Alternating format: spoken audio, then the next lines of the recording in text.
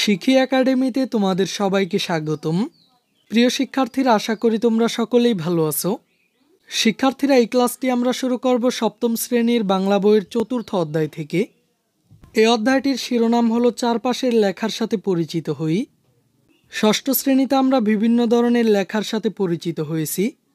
বিভিন্ন প্রতিষ্ঠানের ভিতরে বাইরে, রাস্তার আশেপাশে, টেলিভিশনে, খবরের কাগজে, এমনকি বিভিন্ন আকারের কাগজে, কাপড়ে বা ধাতব পাতে আমরা এ ধরনের লেখা দেখতে পাই। এখানে এরকম কিছু লেখার নমুনা দেওয়া হলো। ছবি দেখে বোঝার চেষ্টা করি। ছবিগুলো দেখো এবং ছবির নিচে দেওয়া প্রশ্নগুলোর উত্তর খোঁজার চেষ্টা করো। তো শিক্ষার্থীরা, লক্ষ্য করো, এখানে আমরা বেশ কয়েকটি ছবি দেখতে পাচ্ছি।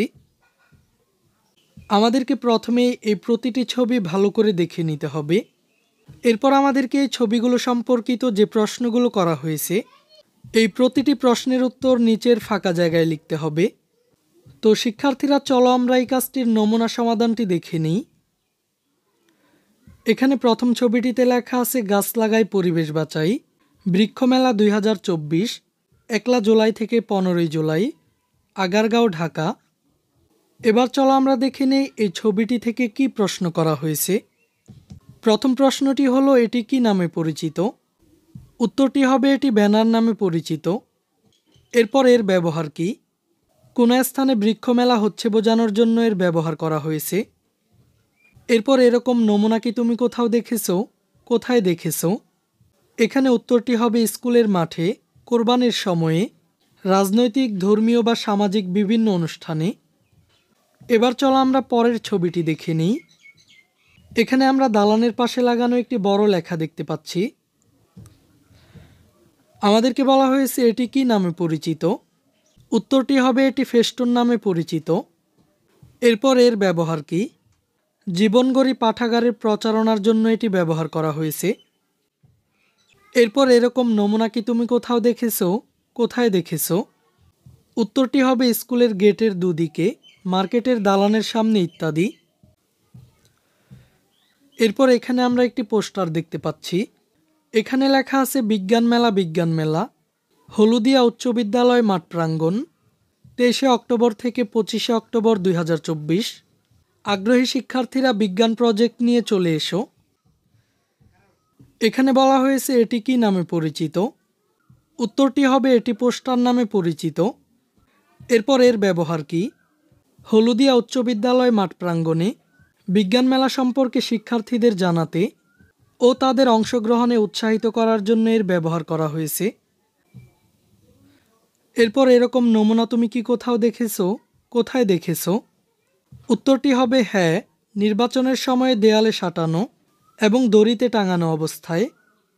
এবার চলো আমরা পরবর্তী ছবিটি দেখে নিই। আমরা সাধারণত এগুলো ভাষা আন্দোলনের সময় মিছিলে দেখতে পাই।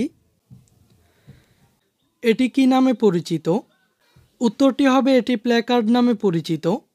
এরপর এর ব্যবহার কি? এখানে উত্তরটি হবে স্লোগানের মাধ্যমে ভাষা আন্দোলনের গুরুত্ব প্রচারের কাজে এর ব্যবহার করা হয়েছে। এরপর এরকম নমুনা তুমি কি কোথাও দেখেছো? কোথায় দেখেছো? এখানে উত্তরটি হবে বিভিন্ন মিছিলে প্ল্যাকার্ড ব্যবহার করা হয়। এরপর আমরা এই ছবিটিতে লেখা দেখতে পাচ্ছি আপনার শিশুকে টিকা দিন। এটি কি নামে পরিচিত? উত্তরটি হবে এটি বিলবোর্ড নামে পরিচিত। এরপর এর ব্যবহার কি? এখানে শিশুদেরকে টিকা দিতে উৎসাহ প্রদানের জন্য প্রচারণার কাজে ব্যবহার করা হয়েছে। এরপর এরকম নমুনা তুমি কি কোথাও দেখেছো? কোথায় দেখেছো? উত্তরটি হবে রাস্তার পাশে, চৌরাস্তার মোড়ে ইত্যাদি। এবার চলো আমরা পরের ছবিটি দেখে নিই। এখানে আমরা একটি বিজ্ঞপ্তি দেখতে পাচ্ছি। আমাদেরকে বলা হয়েছে এটি কি নামে পরিচিত? উত্তরটি হবে এটি নোটিশ নামে পরিচিত। এরপর এর ব্যবহার কি? এখানে শিক্ষার্থীদের শহীদ দিবস ও আন্তর্জাতিক মাতৃভাষা দিবস উপলক্ষে প্রভাত ফেরিতে বিষয়ক কার্যক্রমে শিক্ষার্থীদের অংশগ্রহণ করার ব্যাপারে জানাতে ও অংশগ্রহণে উৎসাহিত করার জন্য এর ব্যবহার করা হয়েছে। এরপর এরকম নমুনা তুমি কি কোথাও দেখেছো? কোথায় দেখেছো? এখানে উত্তরটি হবে বিদ্যালয়ে, অফিস আদালতের সামনে, দেয়ালে সাঁটানো অবস্থায়, অনলাইনে ইত্যাদি। এবার চলো আমরা পরবর্তী ছবিটি দেখে নিই।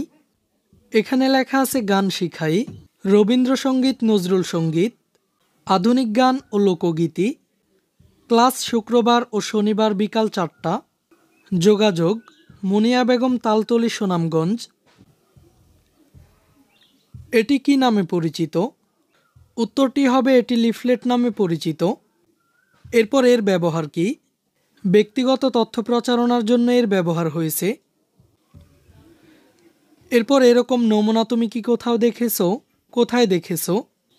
দেয়ালে সাঁটানো অবস্থায়, হাতে করে বিলাতে। এরপর এখানে আমরা একটি প্যাকেটের গায়ে লেখা দেখতে পাচ্ছি। এটি কি নামে পরিচিত? উত্তরটি হবে এটি মোড়কের লেখা নামে পরিচিত। এরপর এর ব্যবহার কি? এখানে বিরিয়ানি মশলার প্যাকেটটিতে কি কি উপকরণ আছে এবং পরিমাণ কতটুকু তা জানানোর জন্য এর ব্যবহার করা হয়েছে। এরকম নমুনা তুমি কি কোথাও দেখেছো? কোথায় দেখেছো? উত্তরটি হবে মুদি দোকানে, ঘরে, রাস্তাঘাটে, অনলাইনে ইত্যাদি। এরপর এখানে পত্রিকায় আমরা একটি বইয়ের ছবি দেখতে পাচ্ছি। বইটি ফারহান হোসেনের নতুন বই রহস্যময় পৃথিবী, মূল্য 180 টাকা। এটি কি নামে পরিচিত? এটি বিজ্ঞাপন নামে পরিচিত। এরপর এর ব্যবহার কি? উত্তরটি হবে 21শে বইমেলায় ফারহান হোসেনের নতুন বই বের হয়েছে, তা প্রচারের জন্য এর ব্যবহার হয়েছে। এরপর এরকম নমুনা তুমি কি কোথাও দেখেছো? কোথায় দেখেছো? উত্তরটি হবে পত্রিকায়, টেলিভিশনে, দেয়ালে সাঁটানো অবস্থায়, অনলাইনে ইত্যাদি। এরপর সবশেষে এখানে আমরা একটি আমন্ত্রণপত্র দেখতে পাচ্ছি। এটি কি নামে পরিচিত? এটি আমন্ত্রণপত্র নামে পরিচিত। এরপর এর ব্যবহার কি? নির্দিষ্ট স্থান ও সময়, নববর্ষ উপলক্ষে মঙ্গল শোভাযাত্রা এবং সাংস্কৃতিক অনুষ্ঠান সম্পর্কে জানাতে ও অংশগ্রহণ করতে আমন্ত্রণ জানানোর কাজে ব্যবহার করা হয়েছে। এরকম নমুনা তুমি কি কোথাও দেখেছো? কোথায় দেখেছো? উত্তরটি হবে ঘরে, বইয়ে, বিভিন্ন অনুষ্ঠানে, দেয়ালে সাঁটানো অবস্থায় এবং হাতে করে বিলাতে। এই ক্লাসে এই পর্যন্তই। পরবর্তী ক্লাসে আমরা এই অধ্যায়টির বাকি কাজগুলোর সমাধান দেখব। শিক্ষার্থীরা, এই ক্লাসটি তোমাদের কাছে কেমন লেগেছে তা আমাকে কমেন্ট করে জানিয়ে দাও। আর পরবর্তী সকল ক্লাসগুলো নিয়মিত পাওয়ার জন্য চ্যানেলটিকে এখনই সাবস্ক্রাইব করে রাখো।